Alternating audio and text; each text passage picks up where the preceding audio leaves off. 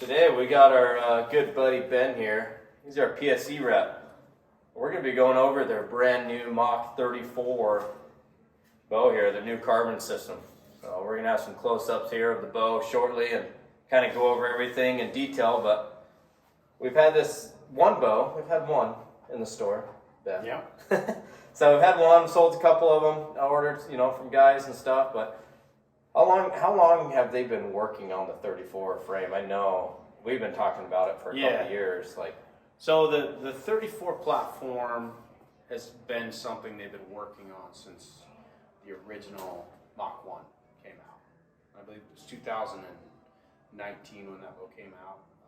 They had the Air series that had a much different riser system, and then they came out with that Mach 1, and that's arguably been one of the top carbon bows on the market,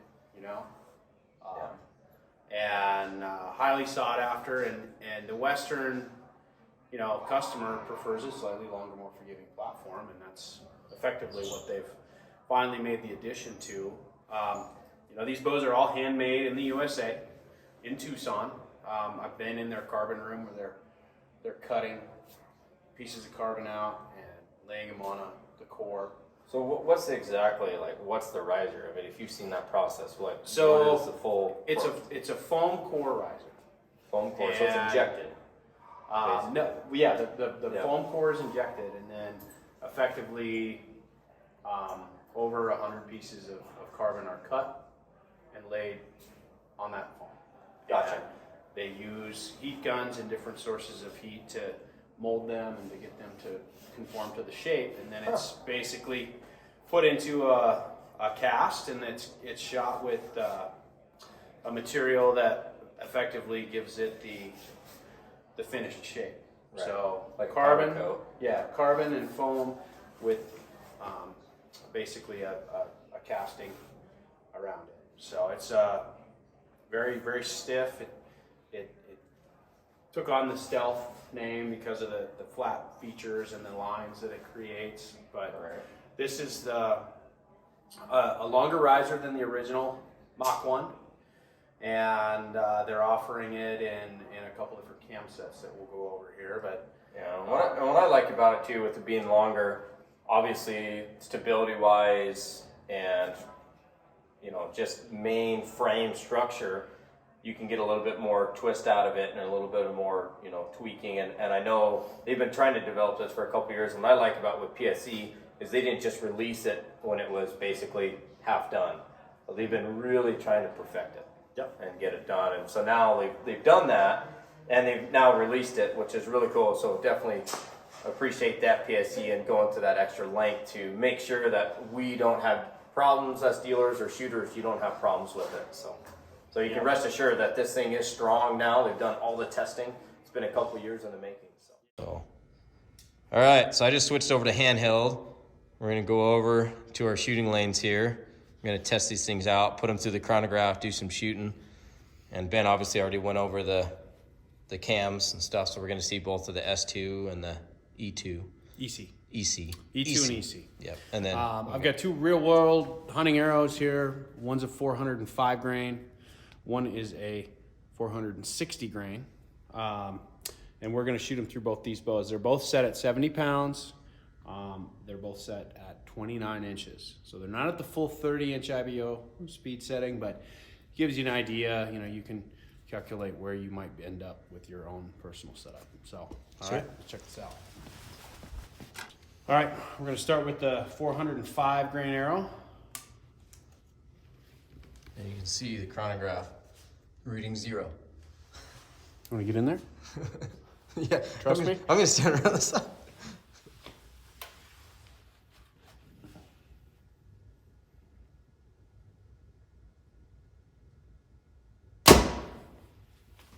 There you go. 311. 311 there. Now our 460 grain arrow.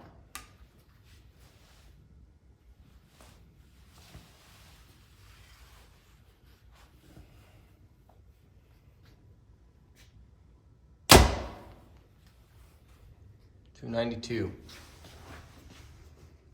Thing's cooking. So that's 55 grains. Yeah, 55 grains more. That You're is- only losing.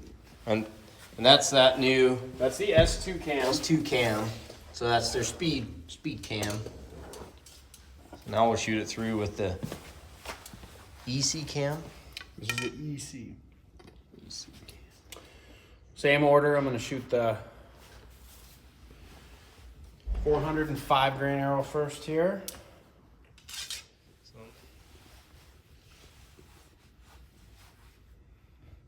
These are both at the same draw length, same. So 298, 405 grains. That's doing pretty good.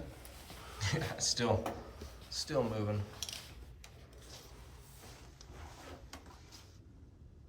Keep. And this is our heavy arrow.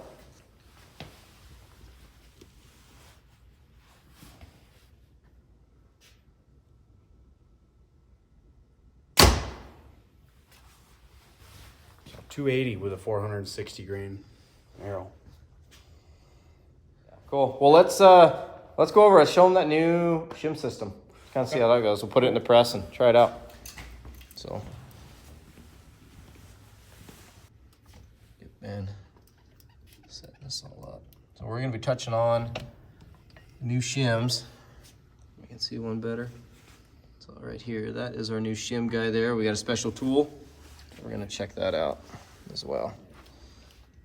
Put it in the press here. You'll notice these new shims have a Torx head on them. So effectively what we're gonna do, come in Do here. we have pressure still on it right now? Nope. Pressure's off. Okay. Yep, pressure's off. All you gotta do is enough to, take the string off the cam, whatnot. You don't need to take the string off the cam. But if you're doing any work on the bow, just relieve that pressure. Basically, we're gonna break this free. Just like that. This is just opening that up just a little bit. Yep. Gotcha. Now this tool has a little pin in it.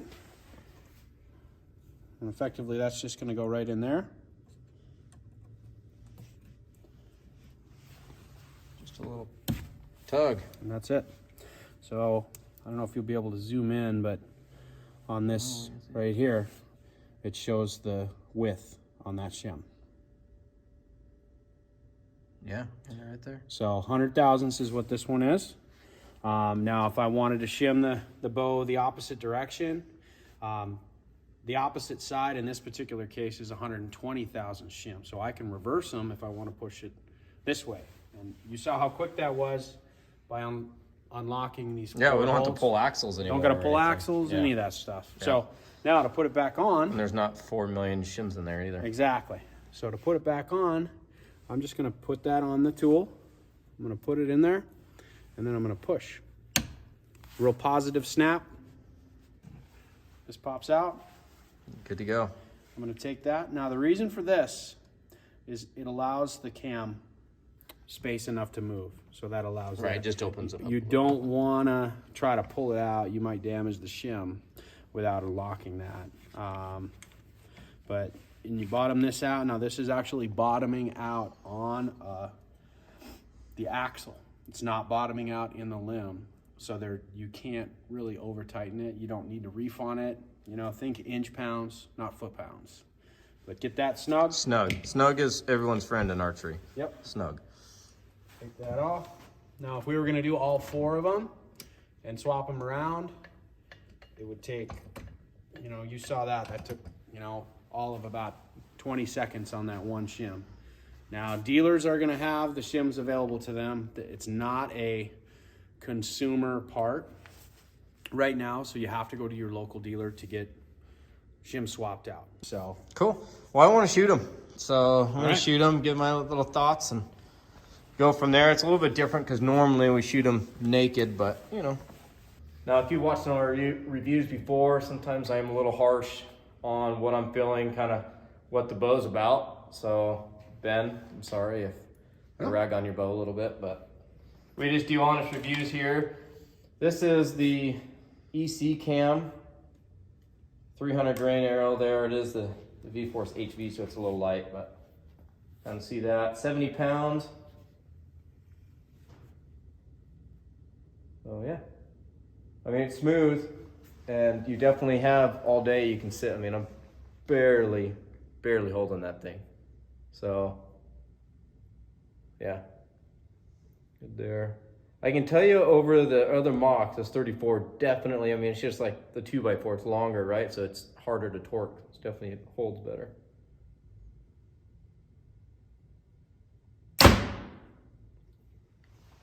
Okay. Like we went over before, really quiet, like super quiet bow. I can definitely tell you though, a little bit of negative with it is definitely feel a good amount of residual vibration on that. I don't know if it's the bars. Kind of be interesting to take that bar off and see if the bar is causing that. Again, vibration's not everything. I just know consumers normally look at that and kind of go after that. For me, I want to focus more on the stability. I want to focus more on the balance of the bow, and then obviously what does it do downrange. I'm going to use that same arrow.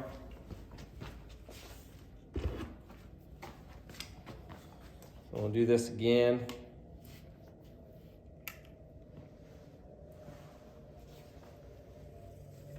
So this is without a stabilizer on there, Ben system. It's more of a, there's different feel. It's more of a thud than more of like vibration. I think this actually had less residual vibration going out. I think that stabilizer is kind of causing that little bit of residual. It's just more of an instant thud on that. So that's pretty interesting. Pretty interesting system there. what do you think of the draw cycle on that one? You know what I think of the draw cycle. These things are smooth. So yeah, that evolved cam system, to be straight up honest with you guys, that I don't know, it's hard to beat. That really is. I like how it just, when it rolls in, it's nice and smooth into that hump, and then it goes into, after that hump, it goes right into the valley. You don't even notice there's a hump. So that's the nice thing. It's not like a jarring in the back. I'm curious about this cam, but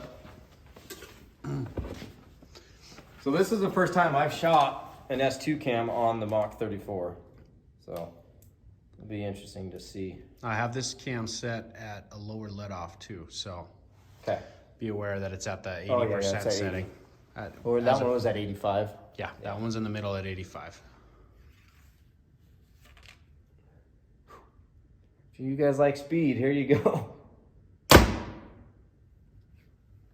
Yeah, same kind of feel, but oh, that's a rough cam for me and my back. Yeah, I know. He's nursing an injury from last hunting season, right? Yeah, I fell out of a tree. I have that AC shoulder separation too, which isn't fun, but yeah, the back is the big one, so broke the back falling. Note to self, tether yourself in when you're going up. So cool. Well, yeah, I mean, honest review on these PSEs. Be straight up with you. Staying quiet. The balance is amazing. I am definitely an evolved cam guy. After shooting both of these, definitely an evolved cam guy versus the S2 guy. Can definitely relax a little bit more and brace as well and pull through the shot. Con, negative of it is just definitely a little bit of vibration, a little bit of hand shock to it. Again, to me, that's not everything though. It's all about what that bow is doing in my hand and what my results are downrange, and that's all going to correlate on the grip and the balance of the bow. Overall though, man, super glad to see PSE to finally come out with a 34-inch axle bow. This has been a long time in the making. Glad that it can finally come to fruition and move forward. And we're excited to see where PSE goes from the future too. They definitely have been coming up and pushing the envelope. So good job, PSE. And other than that, that's pretty much it. It's pretty much a wrap on the new Mach 34. So thanks, Ben. You came all the way from Montana. Just for TJ. Anyways, thanks everyone. Again, welcome to the channel. If you like it, everything, we're gonna be posting videos like this all the time, so hit that subscribe button. Definitely go to PSE. We'll put the link down at the bottom of PSE's website, and you can go and check out all their bows. They have a ton of offerings, ton of different price points as well. And definitely go to that dealer locator, check up, see who's your nearest PSE dealer if you don't know. So check them out.